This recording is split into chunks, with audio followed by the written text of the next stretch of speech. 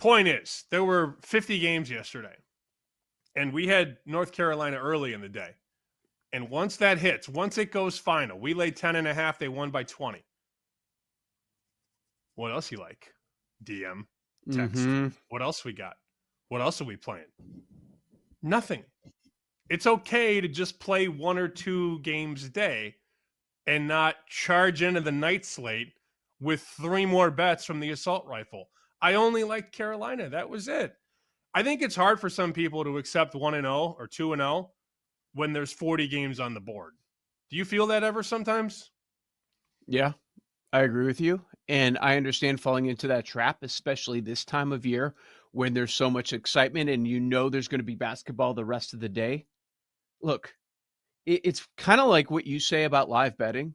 When you have a good bet, you want to keep your good bet. You don't end up playing the other side, even though there's a chance for a middle. Not saying one side is right or wrong in that scenario, but it kind of reminds me of that because you made a good bet. You felt strong about it. And the likely scenario is when you go back in, you you're risking your win on something that you don't even feel as strong about. So if you were to give something to anybody reaching out to you yesterday, it's like, okay, if I say something, they're going to think I feel as strong about it, but I was right. It's okay to have a winning day. Mark down a W and move on. You don't need to throw it back into action. It's not, and I'm not saying this is okay, but people do it in the NFL as well. Whether it's chasing losses or, okay, got to have some action on Sunday Night Football. I understand that a little more because there are limited Sundays. It's a limited number of games to bet on. But you're right. It's okay to have a winning day. 2-0, we don't have to have a 1. We don't have to keep going until we get a loss. Just take it. This is actually something that I've learned from you, and it's just let's dial it back.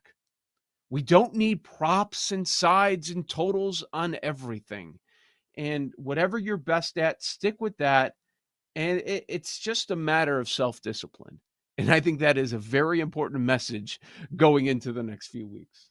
I used to do that though. I used to tell people via DM or text, I would give them 2 bets. And during March, it was usually a Missouri Valley under or two. So you'd give them those bets and you'd go 2-0. And then somebody would say, hey, great job! Exclamation point. What Now else do what? we got? And Mm-hmm. I'd go, well, I lean Duke and Cal, whatever, 2 random teams. Lean. And they'd go 1-1 or 0-2. And then I'd get a text after those 2 games that I didn't really like, but you asked for them. And then they'd go, damn, we'll get it back tomorrow. And I'm thinking to myself, wait, what just happened? I went out of my way to tweet or text 2 picks that I liked. They both won. You wanted more. So you baited me into telling you a lean or 2, which I should have just said, no, I'm good, which I do now. But 3, 4, 5 years ago, I was excited, juiced up, revved up. People are excited. Here's 2 more bets that I kind of like. And if those don't win, then the 2-0 goes to 2-2. And it's all discipline at the end of the day. Mm-hmm. I needed to have it.